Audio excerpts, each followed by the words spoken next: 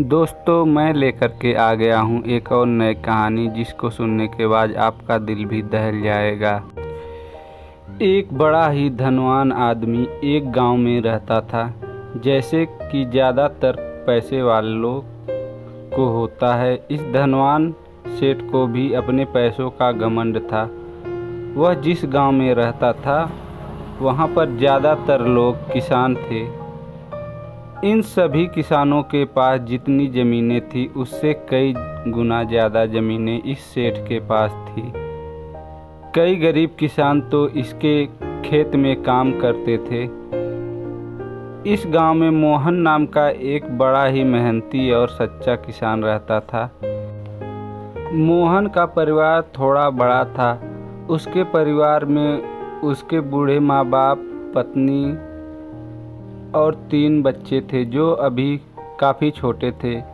मोहन के पास ज़्यादा ज़मीन नहीं थी, लेकिन जितनी भी थी उसमें वह बड़ी मेहनत करता और अपने परिवार का पेट पालने लायक अनाज उगा लेता था। बाकी के किसान भी यही देखकर हैरान रह जाते कि कोई इतनी सी ज़मीन में इतना ज़्यादा फसल उगा कैसे सकता है। एक वर्ष उस गांव में काफ़ी ज़्यादा बारिश हुई, जिसके चलते कई किसानों की फसल बर्बाद हो गई, जिसमें से एक मोहन भी था। अब मोहन धर्म संकट में पड़ गया, क्योंकि उसके परिवार में उसके अलावा कोई और कमाने वाला था नहीं और अपने परिवार को भूखों मरते हुए वो देख नहीं सकता था। वह जानता था कि इस गांव में अगर कोई उसकी मदद कर सकता है तो वह घमंडी सेठ है, जिसने गांव के कई अन्य गरीबों किसानों को या तो कर्ज दिया है या तो अपने यहाँ काम पर रखा हुआ है।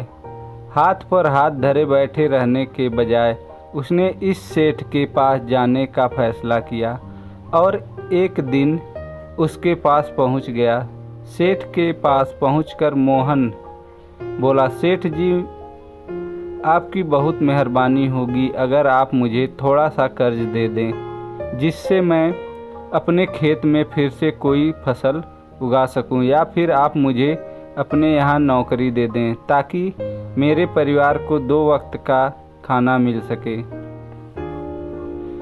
घमंडी सेठ को उसकी इन बातों से कोई मतलब नहीं था, लेकिन गांव के सारे लोगों की तरह वह भी यह जानता था कि मोहन कितना मेहनती है और वह जिस भी खेत में काम करेगा वहाँ वह 2 गुनी फसल उगा सकता है।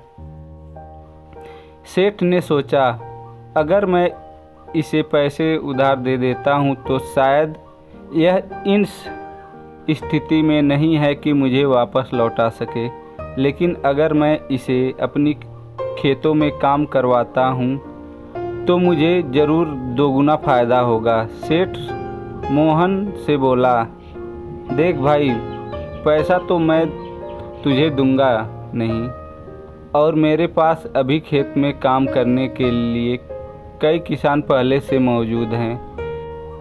तुझ पर तरस खाकर मैं तुम्हें अपने खेतों में नौकरी देता हूँ, पर मैं तुझे इसके लिए ज़्यादा पैसे नहीं दूंगा। बाकी किसानों को मैं 300 रुपये देता हूँ, मैं तुझे 200 ही दे पाऊँगा। मरता क्या न करता।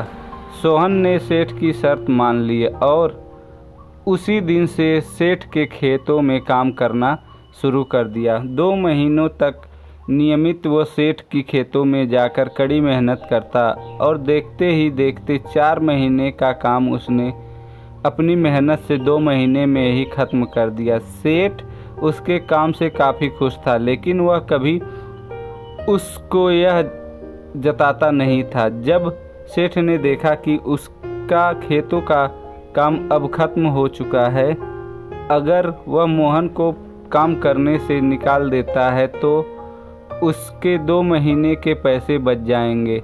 तब सेठ ने मोहन को काम से निकालने का फैसला किया। एक बार सेठ को यह विचार भी आया कि इतनी मेहनती आदमी शायद उसे दोबारा न मिल सके, लेकिन फिर उसने सोचा कि जब अगले साल काम आएगा तब उसे फिर से नौकरी पर रख लेगा। आखिर इस गांव में उसके अलावा है ही कौन जिससे आगे ये लोग अपने हाथ पैर फैलाएंगे। एक दिन सेठ ने मोहन को अपने पास बुलाकर उसको उस दिन का पैसा दिया और साथ में यह भी कहा कि कल से तुमको काम पर आने की ज़रूरत नहीं है। अब मेरे पास तुम्हारे लिए कोई काम नहीं बचा है। जब मेरे पास काम आएगा तो मैं तुम्हें बुला लूँगा। यह सुनकर मोहन का दिल बैठ गया। पिछले 2 महीनों से कम ही सही उसके बच्चे और परिवार के पेट में अन्न का दाना जा तो रहा था, अब वह क्या करेगा। यही सोचकर उसकी आंखें आंसू से निकल आए। मोहन ने सेठ के पैर पकड़ लिए और गिड़गिड़ाने लगा, सेठ जी मुझे इस काम की ज़रूरत है, मुझे मत निकालिए। अपने मतलब से मतलब रखने वाला सेठ टस से मस नहीं हुआ। उसने खरी खोटी सुनाकर मोहन को वहाँ से चलता कर दिया और मन ही मन 2 महीने की तनख्वाह बचने से खुश होने लगा।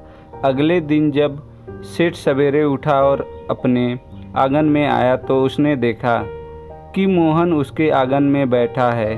सेठ ने उसके पास बुलाकर पूछा कि क्या हुआ, तुम क्यों यहाँ पर बैठे हो।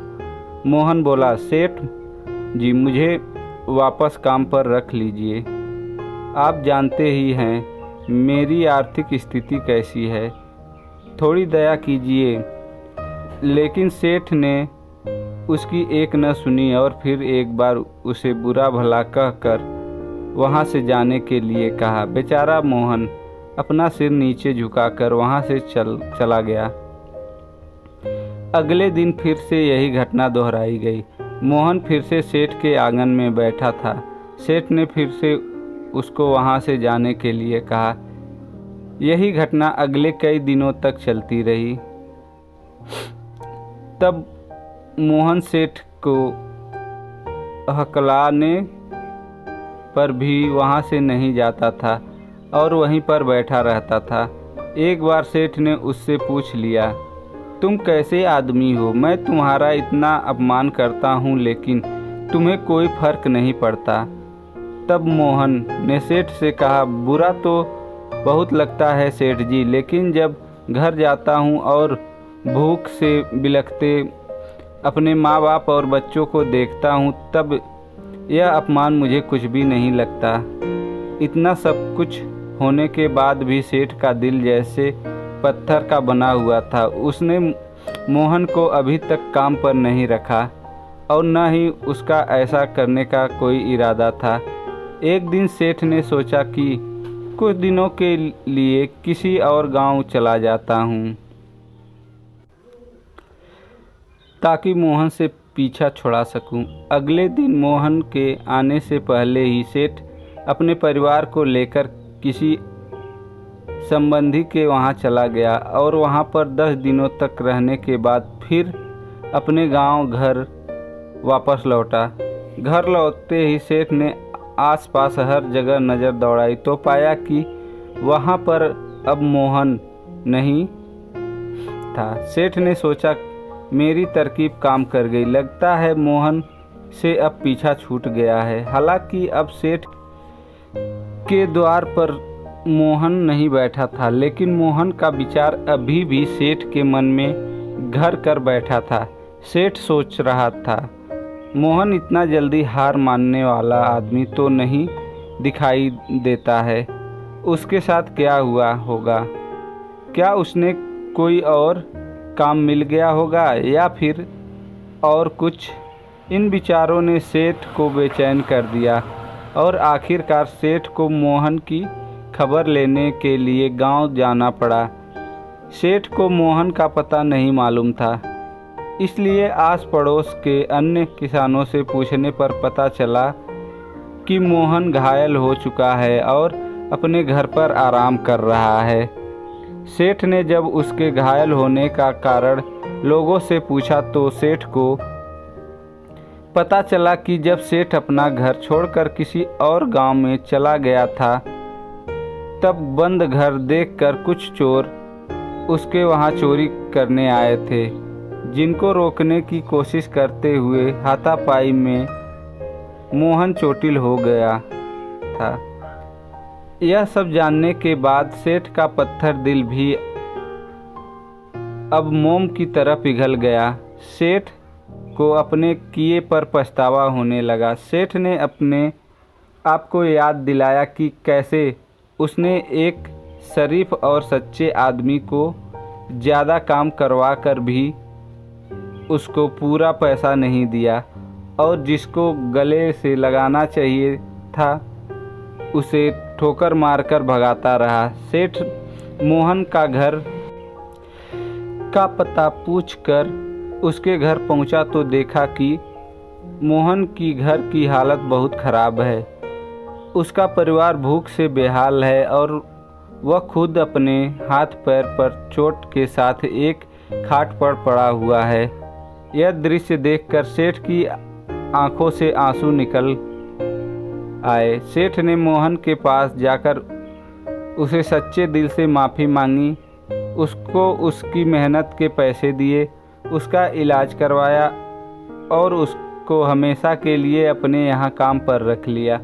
दोस्तों, इस खूबसूरत कहानी से हमें कई सीख सीखने के लिए मिलती हैं। पहला सीख, अगर भगवान ने हमें दूसरों से बेहतर ज़िंदगी दी है तो हमें उसका फ़ायदा नहीं उठाना चाहिए, और हो सके तो ज़रूरतमंदों की ज़िंदगी में भी सुधार करने के लिए कोशिश करनी चाहिए। दूसरा सीख,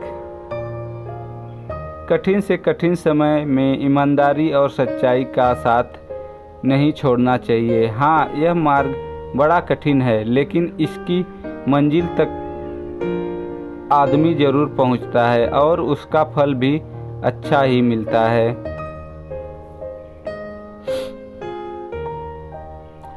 तीसरी सीख, जब तक हम अपने बारे में सोचना नहीं बंद करते, तब तक हम दूसरों के बारे में सोच नहीं सकते और उसका दर्द नहीं समझ सकते। किसी ने खूब कहा है, खुद के लिए जिया जाए तो क्या जिया, दूसरों के लिए जीना ही ज़िंदगी है।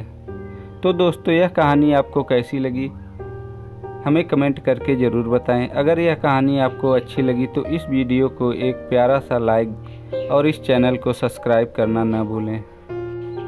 धन्यवाद।